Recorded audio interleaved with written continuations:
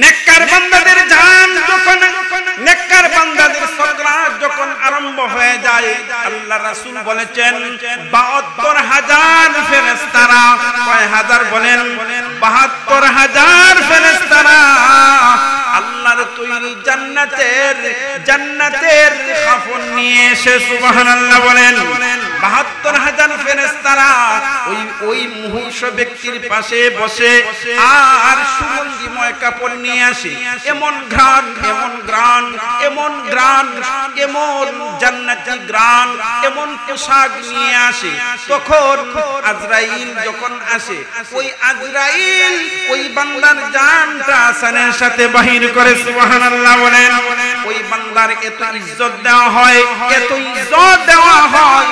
৭২,০০০ ফেরেশতারা তাকে বেষ্টন করে রাখে এত সম্মান আল্লাহ দেন কিসের আমলের বিনিময় নেক আমলের বিনিময় এত ইজ্জত আল্লাহ দিলেন ফেরেশতারা তাকে বেষ্টন করে রাখে সুবহানাল্লাহ বলেন তারপর যখন ওই বান্দার জান কবজ করে নেওয়া হয় আসানের সাথে জান কবজ করার পর ওই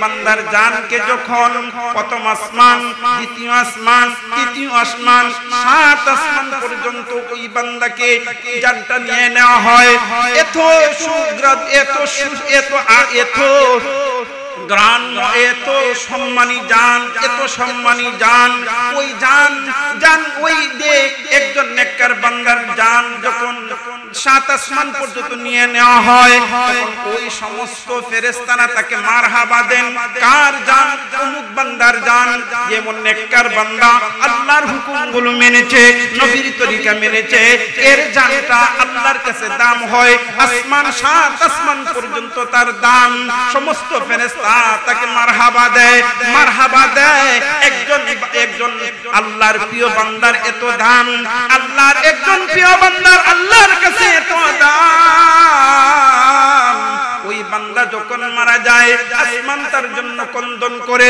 জমিন তার জন্য কন্দন করে বৃক্ষ তরুলতা তার জন্য কন্দন করে আর কান্দে বৃক্ষর তরুলতাও তার জন্য কন্দন করে সুবহানাল্লাহ বলেন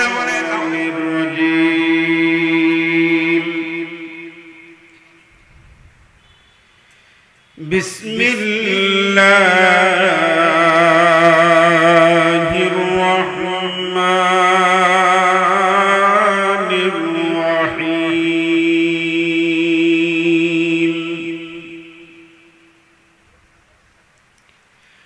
ওয়ান নাজিআতি গরকা ওয়ান নাশিতাতি نشطا صدق الله المولانا العظيم الحمد لله رب كريم দরবারে অসংখ্য গণিত শুকর যে রব্বুল আলামিন জামিয়া কুরআনিয়া সিলেট একটি আন্তর্জাতিক মানসম্পন্ন প্রতিষ্ঠানে বাগানে মাওলানা সালমান আহমদ আফতাবী সাহেবের দাওয়াতে উলামায়ে কেরামগণ আসতেছেন নসিহত করতেছেন রব্বে করিম যেন আমাদের আশাকে এই মাদ্রাসাকে আল্লাহ যেন কবুল করেন সকলে বলেন আমিন আর জোরে বলেন আমিন আমি আপনাদের সামনে সূরা নাজিয়াত দুইখানা আয়াতে কারীম আপনাদের সামনে তেলাওয়াত করেছি এই আয়াতকে সামনে রেখে বিস্তারিত আলোচনা করার সময় নেই তবে এই আয়াতের মধ্যে আল্লাহ রাব্বুল আলামিন কসম খেয়েছেন ওই ফেরেশতা যে ফেরেশতা মানুষের জান কবজ করেন ওই ফেরেশতার কসম খেয়েছেন والنازعات غرقا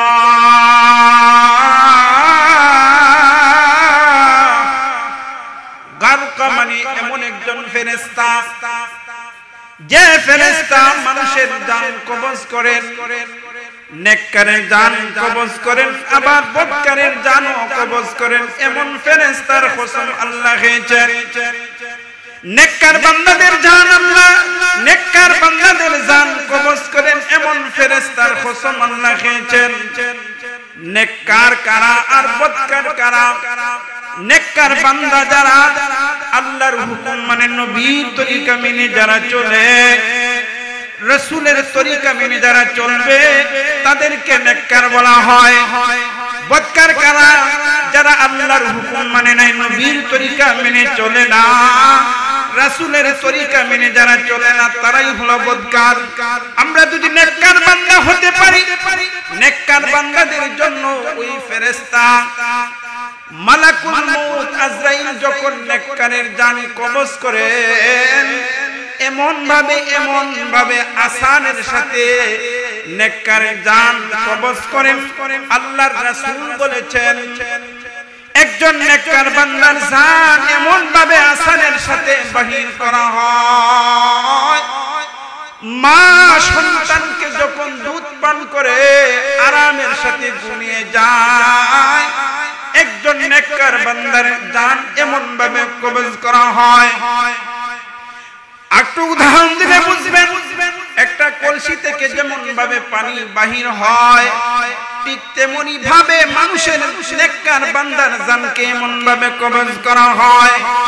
একজন নেককার বান্দা যদি তুমি হতে চাও, এই মাদ্রাসার সাথে তুমি সুসম্পর্ক করো, জামিয়া কুরআনিয়া মাদ্রাসার মধ্যে যদি সম্পর্ক করতে পারো, এই মাদ্রাসা থেকে দ্বীনি ছাত্ররা কোরআন শিক্ষা করে, আল্লাহর কালাম তেলাওয়াত করে, আর আল্লাহর কালাম যারা তেলাওয়াত করে ওই ছাত্র তালবিল ইলম ছাত্র, আল্লাহর রাসূল বলেছেন তাদের দাম আল্লাহর কাছে এত বেশি। খায়রুকুম মান তাআল্লামাল কুরআনা ওয়া আল্লামা, যারা কোরআন শিক্ষা করে এবং কোরআন শিক্ষা দেয় তারাই আল্লাহর কাছে দামি। এজন্য দামি বান্দাদের আল্লাহর কাছে অনেক দাম। দামি কারা? যারা আল্লাহর গোলামি করে। দামি কারা? যারা আল্লাহর হুকুম মানে। সম্মানী কারা? যারা আল্লাহর হুকুম মানে। আল্লাহর হুকুম যারা মানবে, নবীর তরিকা মেনে যারা চলবে, ওই সমস্ত নেককারের জান আসানের সাথে বাহির হয়। এজন্য মুসলমান ভাইরা আমার, নেক কাজ করো, ভালো কাজ করো। যদি ভালো কাজ করতে পারো তাহলে তোমার দুনিয়ার মধ্যে তুমি সম্মান পাইবা, আখিরাতেও তুমি সম্মান পাইবা। দুনিয়ার ইজ্জত যদি তুমি পেতে চাও কত মেহনত করো, আর আখিরাতের ইজ্জত যদি তুমি পেতে চাও, জান্নাতের বাগান যদি তুমি পেতে চাও, জান্নাতুল ফেরদাউসের মালিক যদি তুমি হতে চাও, তাহলে কার গোলামি করব? আল্লাহর গোলামি করব। কার গোলামি বলেন? কার গোলামি? আল্লাহর গোলামি করো। আর আল্লাহর গোলামি যারা করবে, আল্লাহ তাআলা তাদেরকে দুনিয়ার মধ্যে আল্লাহ ইজ্জত দিবে। দুনিয়ার ইজ্জত পেতে চাই আমরা, আখিরাতেও আমরা ইজ্জত পেতে চাই। এজন্য ভাই মুসলমান ভাইরে আমার, সাকরাতের আযাব ভয়ানক আযাব। মালাকুল মউত আজরাইল নেককারের জানটা যখন বাহির করে, আসানের সাথে বাহির করে, আর বদকারের জান যখন বাহির করে, খুব কষ্ট দিয়ে, খুব ভয়ানক আযাব দিয়ে তার জানটা বাহির করে। নেককার বান্দাদের জান যখন, নেককার বান্দাদের সাকরাত যখন আরম্ভ হয়ে যায়, আল্লাহ রাসূল বলেছেন ৭২,০০০ ফেরেশতারা, কয় হাজার বলেন? ৭২,০০০ ফেরেশতারা আল্লাহর তৈরি জান্নাতের কাফন নিয়ে এসে সুবহানাল্লাহ বলেন। ৭২,০০০ ফেরেশতারা ওই মুহূর্ষ ব্যক্তির পাশে বসে আর সুগন্ধিময় কাপড় নিয়ে আসে। এমন ঘ্রাণ, এমন ঘ্রাণ, এমন ঘ্রাণ, এমন জান্নাতি ঘ্রাণ, এমন পোশাক নিয়ে আসে। তখন আজরাইল যখন আসে, ওই আজরাইল ওই বান্দার জানটা আসানের সাথে বাহির করে সুবহানাল্লাহ বলেন। ওই বান্দার এত ইজ্জত দেওয়া হয়, এত ইজ্জত দেওয়া হয়, ৭২,০০০ ফেরেশতারা তাকে বেষ্টন করে রাখে। এত সম্মান আল্লাহ দেন কিসের আমলের বিনিময়? নেক আমলের বিনিময়। এত ইজ্জত আল্লাহ দিলেন, ফেরেশতারা তাকে বেষ্টন করে রাখে। সুবহানাল্লাহ বলেন। তারপর যখন ওই বান্দার জান কবজ করে নেওয়া হয়, আসানের সাথে জান কবজ করার পর ওই বান্দাকে, ওই বান্দার জানকে যখন প্রথম আসমান, দ্বিতীয় আসমান, তৃতীয় আসমান, ৭ আসমান পর্যন্ত ওই বান্দাকে জানটা নিয়ে নেওয়া হয়। এত সুগ্রাদ, এত গ্রান, এত সম্মানী জান, এত সম্মানী জান। ওই জান ওই যে একজন নেককার বান্দার জান যখন ৭ আসমান পর্যন্ত নিয়ে নেওয়া হয়, তখন ওই সমস্ত ফেরেশতারা তাকে মারহাবা দেন। কার জান? অমুক বান্দার জান। যেমন নেককার বান্দা আল্লাহর হুকুমগুলো মেনেছে, নবীর তরিকা মেনেছে, এর জানটা আল্লাহর কাছে দাম হয়। আসমান ৭ আসমান পর্যন্ত তার দাম। সমস্ত ফেরেশতা তাকে মারহাবা দেয়, মারহাবা দেয়। একজন আল্লাহর প্রিয় বান্দার এত দাম, আল্লাহর একজন প্রিয় বান্দার আল্লাহর কাছে এত দাম। ওই বান্দা যখন মারা যায়, আসমান তার জন্য কন্দন করে, জমিন তার জন্য কন্দন করে, বৃক্ষ তরুলতা তার জন্য কন্দন করে, আর কান্দে বৃক্ষর তরুলতাও তার জন্য কন্দন করে। সুবহানাল্লাহ বলেন। তাহলে বোঝা গেল ওই বান্দার আল্লাহর কাছে দাম আছে কিনা বলেন। সমস্ত মখলুক তার জন্য মাগফিরাতের কামনা করে। সুবহানাল্লাহ বলেন। তারপরে লম্বা আলোচনা ভাই। তারপরে একজন বান্দা, একজন নেককার বান্দাকে ৭ আসমানে নিয়ে যাওয়ার পর আল্লাহ পাক রব্বুল আলামিন ফেরেশতাকে বলবেন, ও ফেরেশতারা, আমার বান্দার জানটাকে তুমি দুনিয়ার মধ্যে আবার নিয়ে নাও। নেওয়ার পরে ওই বান্দাকে আবার যখন ওই বান্দার জানকে দুনিয়ার কবরের মধ্যে আবার তার জানের মধ্যে দেওয়া হয়, লাশ মুহূর্তে তাকে আরো আল্লাহ এত সম্মান দেন, এত সম্মান দেন, তার কবরটাকে প্রশস্ত করে দেওয়া হয়। তার কবরের মধ্যে জান্নাতের একটা দরজা খুলে দেওয়া হয়। সুবহানাল্লাহ বলেন। আল্লাহ পাক রব্বুল আলামিন ওই বান্দাকে এত ইজ্জত দিবেন, সম্মান দিবেন। ওই বান্দাকে জান্নাতের গেটটা খুলে দেওয়া হইবে, কবর প্রশস্ত করা হইবে, কবর থেকে জান্নাতি ঘ্রাণ পাইবে। সুবহানাল্লাহ বলেন। তারপরে আরো আল্লাহ পাক রব্বুল আলামিন ওই বান্দাকে আরো এত সম্মান, এত ইজ্জত দিবেন। ওই বান্দা বলবে, আল্লাহ, আমি কবরের মধ্যে কোন অবস্থার মধ্যে থাকবো, কতদিন থাকবো, কোটি কোটি বছর থাকা লাগবে। ওই বান্দা বলবে, আল্লাহ, তুমি জান্নাত দেখাইলা, জান্নাতের সুগ্রাণ দেখাইলা, জান্নাতের দরজা খুলে দিলা, আল্লাহ কবরটাকে প্রশস্ত কইরা দিলা। আল্লাহ, তুমি কিয়ামত অতি তাকদায় করে নাও, যাতে আমি অতি তাকদায় জান্নাতের মধ্যে ঢুকতে পারি। সুবহানাল্লাহ বলো। আল্লাহ পাক রব্বুল আলামিন ওই বান্দাকে এত ইজ্জত দিবেন। আল্লাহর রাসূল বলেছেন, ওই বান্দাকে আল্লাহ পাক রব্বুল আলামিন ওই নেককার বান্দাকে বলবেন, তাকে জান্নাতের মধ্যে রাখা হও।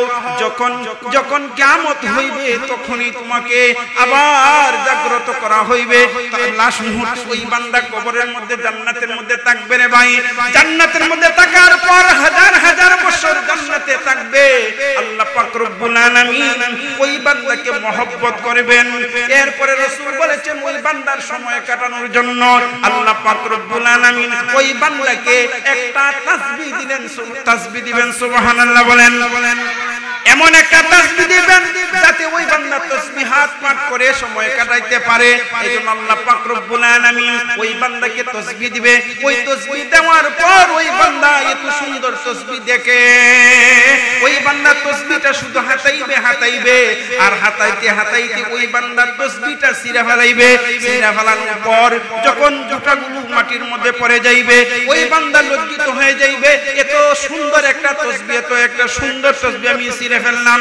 ওই বান্দা যখন ওই তাসবিহগুলো, ওই বান্দা আবার যখন তাসবিহ বানানোর জন্য, ওই বান্দা তাসবিহর গুটাগুলো যখন আবার তাসবিহ বানানোর জন্য চেষ্টা ফিকির করবে, তাসবিহ বানাইতে হঠাৎ দেখা যায় একটা বিকট আওয়াজ আসবে।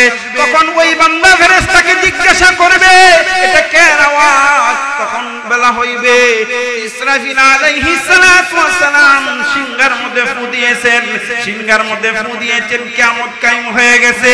তখন ওই নেককার বান্দা বলবে, ও ফেরেশতারা, তুমি তো বলছিলা কোটি কোটি বছর কবরের মধ্যে থাকা লাগবে, আমি ওই তসবির গোটা ঠিক করতে করতেই আবার কিয়ামত কায়েম হয়ে গেছে, এটা কি বলো? তখন ওই ফেরেশতারা বলবে, জানো জানো, তুমি কোটি কোটি বছর কবরের জিন্দেগির মধ্যে ছিলে, মিনিটের মধ্যে আল্লাহ পাক রব্বুল আলামিন কোটি কোটি বছর আল্লাহ রব্বুল আলামিন পার করে দিয়েছেন। এজন্য ইমানদার বান্দারা, তুমি যদি নেককার হও, ভালো কাজ করো, আল্লাহর হুকুমগুলো যদি তুমি মানো, নবীর তরিকা মেনে তুমি চলতে পারো, আল্লাহ পাক রব্বুল আলামিন তোমাকে দুনিয়ার মধ্যে ইজ্জত দিবেন, আখিরাতে আল্লাহ ইজ্জত দিবেন। সুবহানাল্লাহ বলেন।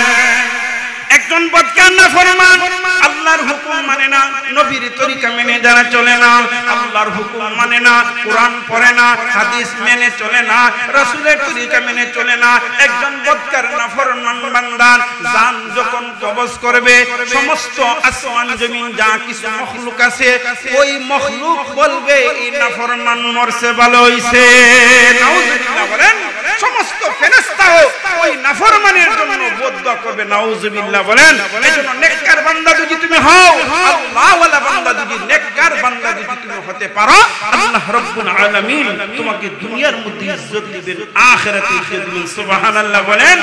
এজন্য ওয়ান্নাজিআতি গারকা, এমন ফেরেশতা, মানুষের জান টাননেওয়ালা ফেরেশতার কসম আল্লাহ খেয়েছেন। এজন্য ভাই, মালাকুল মউত আজরাইল কখন আসবে কারো কি জানা আছে? বলেন, জানা আছে আপনাদের? জানা নাই? তাহলে মরণের জন্য প্রস্তুতি নিতে হবে, নেক আমল করতে হবে, ভালো কাজ করতে হবে, আল্লাহ এবং রাসূলের তরিকা মেনে যদি তুমি চলতে পারো, আল্লাহ রাব্বুল আলামিন কবরের জিন্দেগি সুন্দর হবে, দুনিয়ার মধ্যে আল্লাহ সম্মানের জিন্দেগি দান করবেন। সুবহানাল্লাহ বলেন। আখিরাতে আপনি জান্নাতুল ফেরদাউসের মালিক হয়ে যাইব। সুবহানাল্লাহ বলেন। এজন্য মুসলমান ভাইরা আমার, আপনি আমি অনেক গুনাহ করেছি, পাপ করেছি, অপরাধ করেছি, আমরা এখনো সময় আছে, নুজুলের রহমতের সময়, নুজুলের রহমতের সময়, চোখের পানি ফালাইয়া ফালাইয়া আল্লাহর কাছে যদি তুমি কাঁদতে পারো, আল্লাহ রাব্বুল আলামিন বলেন, লা তাকুনাতু মির রাহমাতিল্লাহ।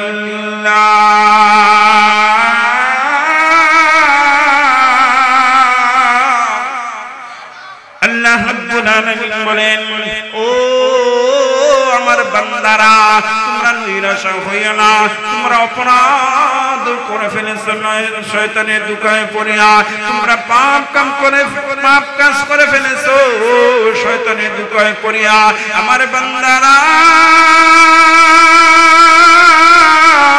এখনো সময় আছে, ও আমার বান্দারা, ও আমার পাপিষ্ঠ বান্দারা, তোমরা নৈরাশা হইও না, এখন থেকে তোমরা তওবা করো।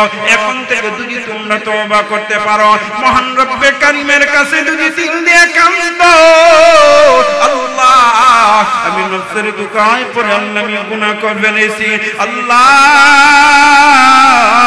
তুমি যদি আমাকে মাফ না করো, আল্লাহ আমি কার দরবারে যাইব? আল্লাহ তোমার দরবার ছাড়া তো আমার যাইবার জায়গা নাই, আল্লাহ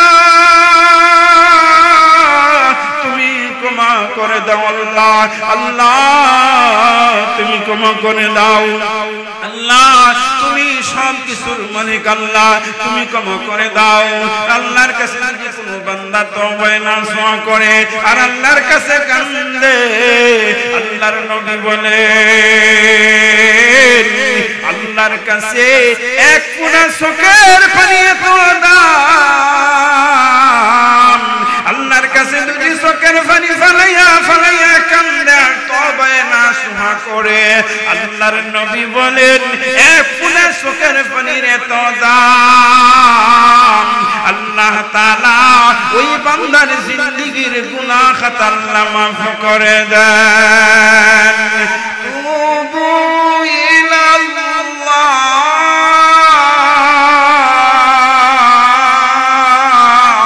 তাওবাতান নাসুহা, তওবা নসুহা করো বান্দা। ও অপরাধ থেকে উত্তপ্ত হয়ে লজ্জিত হয়ে দুজি কান্দ। আল্লাহ রাব্বুল আলামিন তোমার জিন্দেগীর গুনাহ খাতা আল্লাহ মাফ করে দিবেন। সুবহানাল্লাহ বলেন। আল্লাহর পয়গম্বর হযরত মূসা আলাইহিস সালাতু ওয়াস সালামের জমানায় একজন পাপিষ্ঠ গুনাহগার ছিল, বদকার ছিল।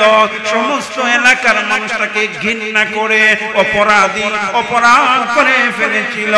এলাকার মানুষ তাকে ওই গুনাহগার বান্দারে, পাপিষ্ঠ বান্দারে এলাকার মানুষ বাধ্য হয়ে ওই নাফরমানকে এলাকার মানুষ বেঁধে জঙ্গলার মধ্যে ফালাইয়া আসলো।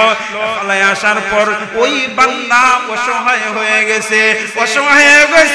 ওই বান্দা কিদার যন্ত্রণায় চটপট করতেছে আর কাঁদতেছে।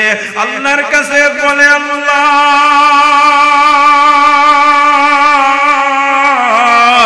আমি পাপিষ্ঠ গুনাহগার বান্দা, আমি অপরাধ করার কারণে আল্লাহ দুনিয়ার মানুষরা আমাকে জঙ্গলার মধ্যে বেঁধে রেখে আসছে গো, বেঁধে ফেলে গেছে গো আল্লাহ। এখন তো তোমার দয়া মায়া ছাড়া তো আমার রক্ষা নাই গো আল্লাহ। তুমি যদি মাফ না করো আল্লাহ, আমাকে কে ক্ষমা করবে আল্লাহ? তুমি যদি আমারে মাফ না করো আল্লাহ, আমাকে কে ক্ষমা করবে গো আল্লাহ? তোমার মায়া তোমার দয়া ছাড়া তোমাদের বাঁচার রক্ষা নেই আল্লাহ। ওই পাপিষ্ঠ বান্দা আল্লাহর কাছে এমন ভাবে কান্নাকাটি করলো, তার জীবনের যত অপরাধ করেছে সমস্ত অপরাধ থেকে অনুতপ্ত হয়ে, লজ্জিত হয়ে, শর্মিন্দা হয়ে রব্বে কারিমের কাছে ইয়া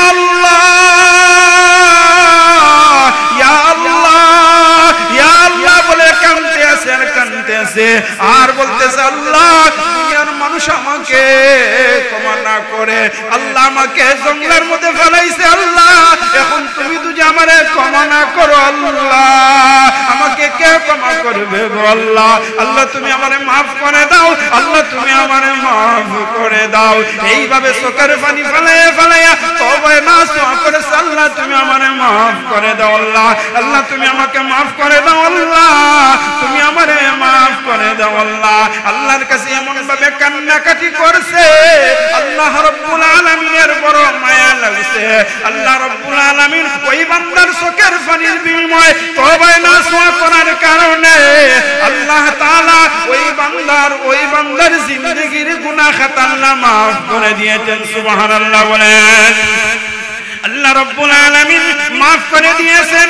আর মুসা পয়গম্বরকে জানিয়ে দিলেন, ও মুসা পয়গম্বর, আমার একটা বান্দা আমি আল্লাহর কাছে এমন ভাবে তওবা নাসুহা করেছে, আমি আমার বান্দার জিন্দেগীর গুনাহ খাতা আমি আল্লাহ মাফ করে দিয়েছি। আমার বান্দাকে ক্ষমা করে দিয়েছে। ওই নেককার বান্দা আল্লাহর কাছে মাফ চাওয়ার পর ওই বান্দা দুনিয়া থেকে বিদায় হয়ে গেছে। আর আল্লাহর কাছে তওবা নাসুহা কইরা আল্লাহর কাছে মাফ চাইছে। আল্লাহ জানিয়ে দিলেন, ও পয়গম্বর মূসা, আমার বান্দাকে আমি আল্লাহ ক্ষমা করে দিয়েছি। ও মূসা পয়গম্বর, ওই বান্দার জানাজার ব্যবস্থা করে দাও। মূসা পয়গম্বরকে আরো বললেন, ও মূসা তুমি এলান দিয়ে দিও, ওই বান্দার জানাজার নামাজের মধ্যে যারা অংশগ্রহণ করবে আমি আল্লাহ, ওই অংশগ্রহণ করবে যারা আমি আল্লাহ তাদেরকে ক্ষমা করে দিব। সুবহানাল্লাহ বলো। ওই বান্দার জানাজার এলান দেওয়া হইল। মূসা পয়গম্বর এলান দিলেন, ওই ব্যক্তি মারা গেছে। আর ওই ব্যক্তির জানাজার নামাজের মধ্যে যারা অংশগ্রহণ করবে আল্লাহ তাআলা তাদেরকে ক্ষমা করে দিবেন। এলাকার মানুষরা আসলো, আসার পর মূসা পয়গম্বরকে বলল, ও মূসা পয়গম্বর, আপনি তো এলান দিয়েছেন ওই ব্যক্তি যে ব্যক্তি মারা গেছে তার জানাজার নামাজে অংশগ্রহণ করলে আল্লাহ তাআলা ক্ষমা করে দিবেন। ও মুসা পয়গম্বর, আমরা ওই ব্যক্তিকে দেখতে চাই। মুসা পয়গম্বর বললেন, দেখো। দেখার পরে এলাকার মানুষ বলে, মুসা পয়গম্বর আমাদের এলাকার মানুষকে কষ্ট দিয়েছে, ধোঁকা দিয়েছে, সিটারি করছে, বাটপারি করছে, মানুষকে কষ্ট দিয়েছে, এজন্য আমরা বাধ্য হয়ে তারে বান্দা জঙ্গলের মধ্যে ফেলাইছি। এরপরে দেখা যায় ওই ব্যক্তি মারা গেছে, এই ব্যক্তি তো দামি হইল কিভাবে? মুসা পয়গম্বর আল্লাহর কাছে বললেন, আল্লাহ পাক রব্বুল আলামিন মুসা পয়গম্বরকে বললেন, ও মুসা পয়গম্বর,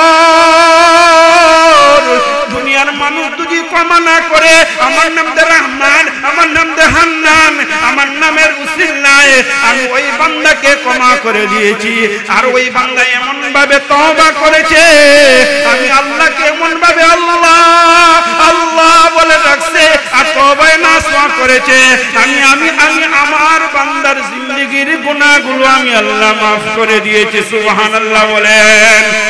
এজন্য মুসলমান ভাইরা, আমরা যদি তওবা নাসওয়া করি, আজ থেকে এখন থেকে তওবা করি, যত অপরাধ করেছি, যত গুনাহ করেছি, এখন থেকে তওবা করব। মা বোনরা এখন থেকে তওবা করব, যুবকরা তওবা করব, আর গুনার কাছ থেকে নিজেকে পবিত্র কইরা তওবা নাসওয়া কইরা আল্লাহর কাছে মাফ যদি চাও, আল্লাহ তাআলা তোমার জিন্দেগীর গুনাহ খাতা আল্লাহ মাফ করে দিবেন। সুবহানাল্লাহ বলেন। এজন্য আমরা মুসলমান হতে হবে, নেককার হতে হবে, আল্লাহর কাছে তওবা নাসুহা করব। শুধু অপরাধ করি আর অপরাধ করি, পাপ করি, অন্যায় করি, জুলুম করছি, চুরি বাটপারি করতে আসি, এ মুসলমান ভাইরা, আল্লাহর কাছে হাসরের ময়দানে তোমার জবাব দেওয়া লাগবে। আল্লাহ তোমাকে কেন দুনিয়ার মধ্যে পাঠাইছেন?